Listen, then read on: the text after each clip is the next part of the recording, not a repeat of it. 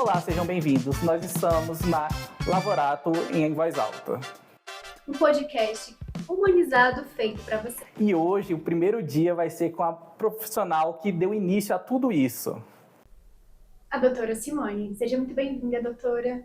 Obrigada, pessoal. É um prazer estar aqui com vocês, participando do Lavorato em Voz Alta. E eu gostaria de perguntar, doutora, quem que é a doutora Simone por trás da profissão, por trás da Lavorato?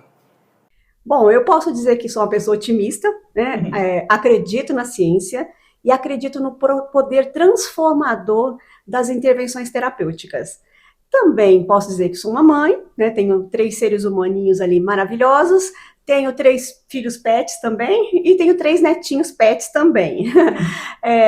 Sou uma pessoa que adora estudar, gosto de estar sempre me atualizando, estudando e amo o que eu faço.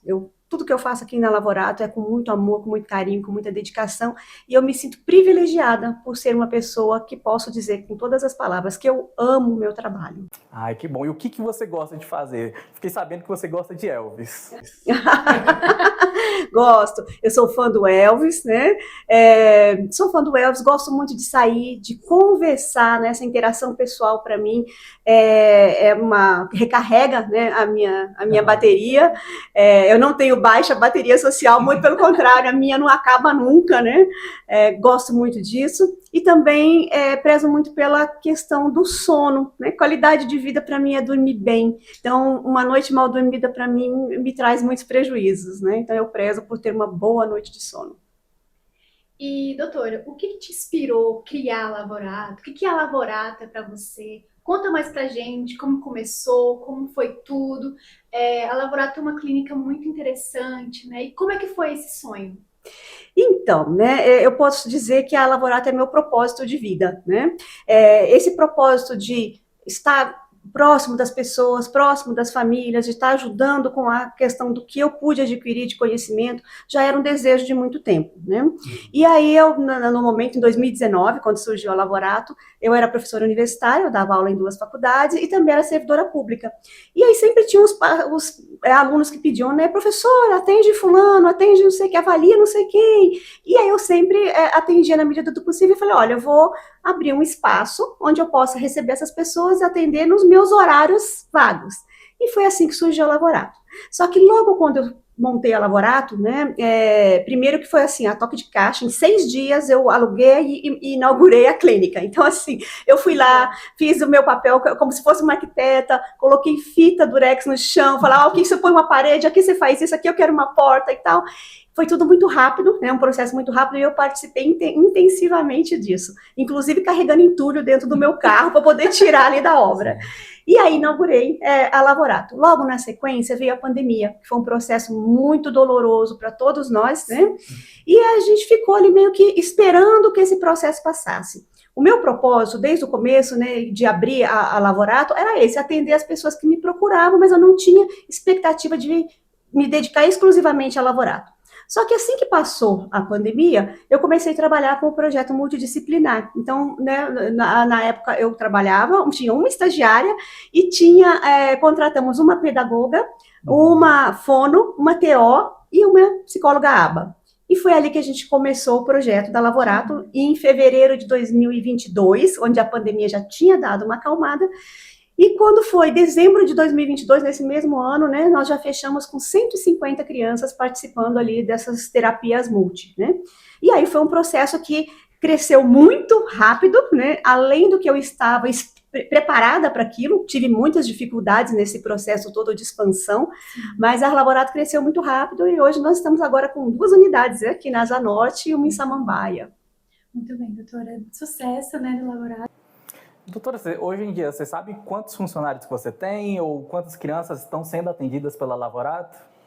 Sim, nós estamos hoje com mais de 110 colaboradores, né?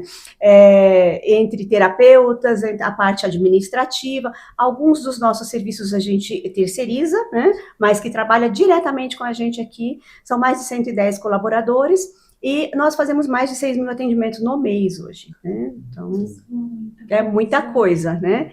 E aí, para uma pessoa que teve a sua formação na pedagogia e na psicologia, ter que virar administradora disso é que foi complicado. E aí que eu falo quando foi a minha maior dificuldade com a Lavorato. Foi enfrentar essa questão de como administrar tudo isso, né? Primeiro que o crescimento foi muito rápido, a gente não estava preparada para isso, e segundo que realmente eu tenho que admitir que essa parte administrativa eu tive que ir aprendendo, estou aprendendo até hoje, né? Conto com pessoas que me ajudam muito nessa parte administrativa, porque para mim ainda é o bicho de sete cabeças, porque o que eu gosto mesmo é de atender o paciente, é de ouvir, é de acolher, né? É de humanizar esse processo. Essa é minha praia, mas eu não consigo fazer isso sem também né, administrar a clínica, que é onde hoje eu tenho a minha maior dificuldade.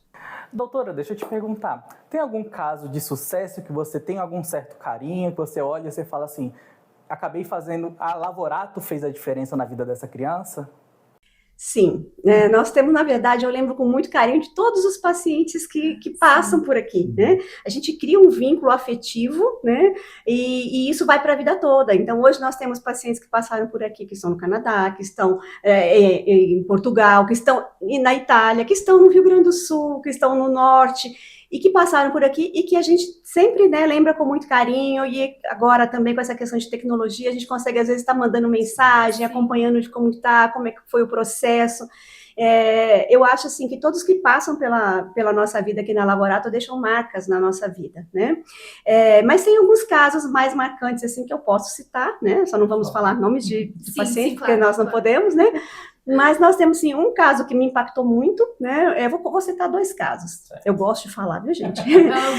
O primeiro foi um paciente que chegou para mim, né? Ele está na pré-adolescência, e ele, há uns 4 anos antes de chegar na Lavorato, ele havia perdido a mãe.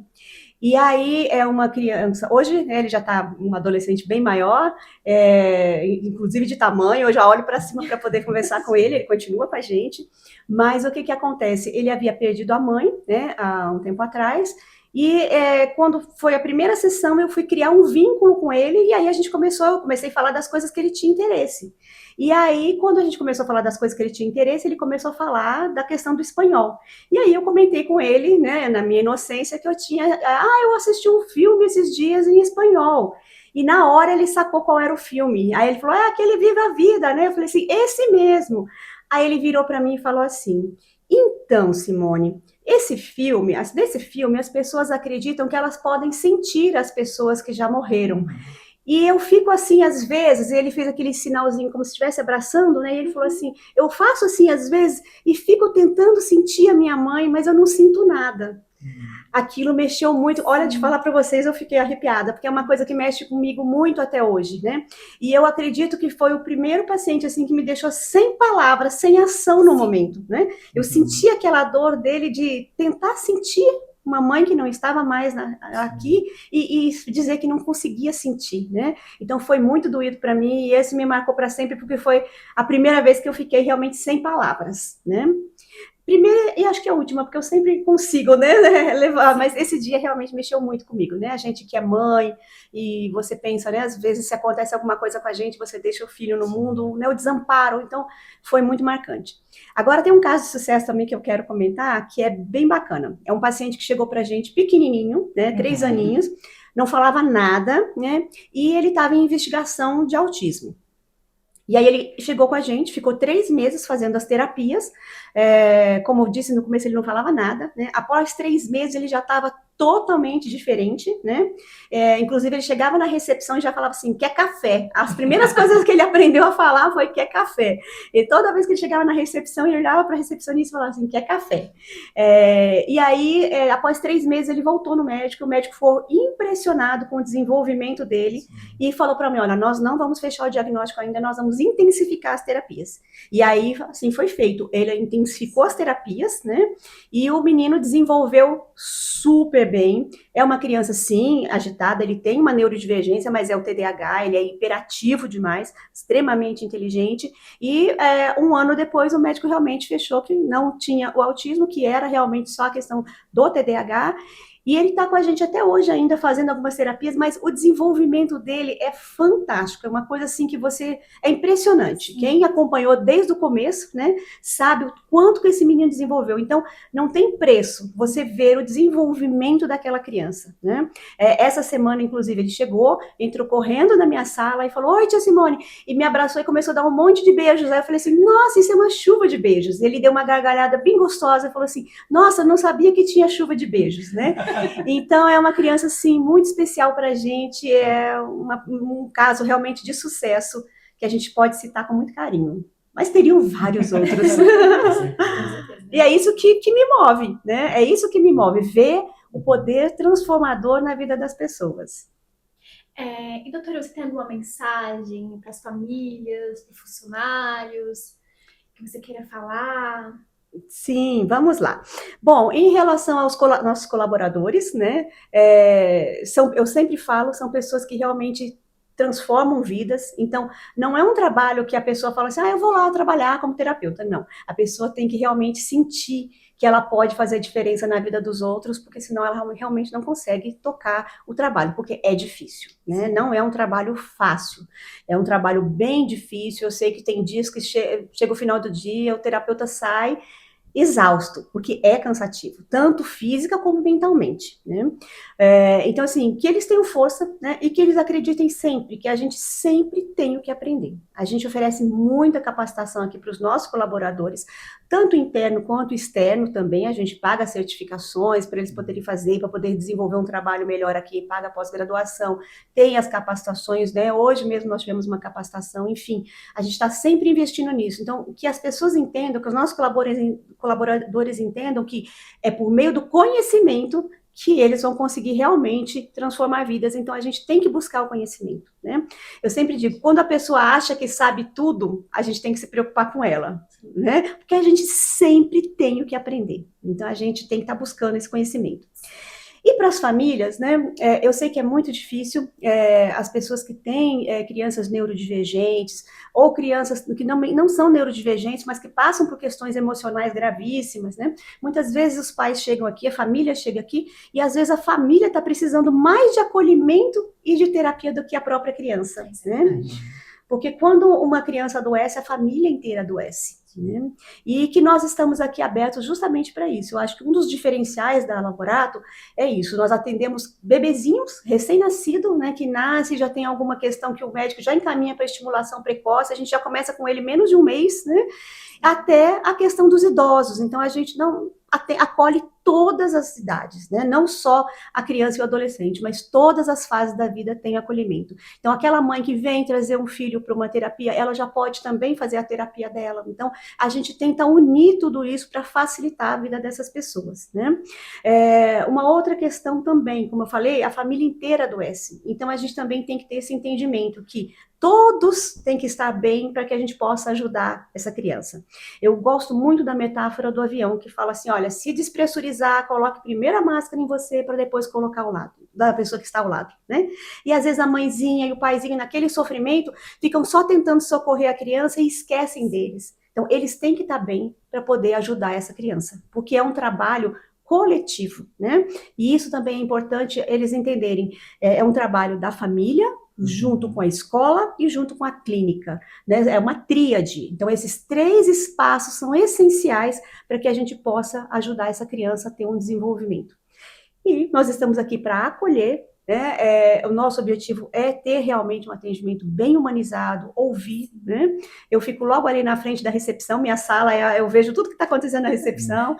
Todos os nossos pacientes e terapeutas e família têm acesso direto à minha sala, chegam, podem conversar, comentar o que aconteceu, porque às vezes pode parecer que não, mas um simples, né, comunicação ali do que, olha, a criança essa noite não dormiu bem, a gente consegue já mudar o setting terapêutico para que ela se sinta melhor, se sinta mais acolhida. Então, essa troca de informação, escola, família e clínica é essencial, né? E só para deixar claro, como eu disse, né, é o meu propósito de vida. Tá? Se eu quisesse ser só uma empresária, eu sempre brinco que eu montaria uma loja de sapato, que eu adoro sapato.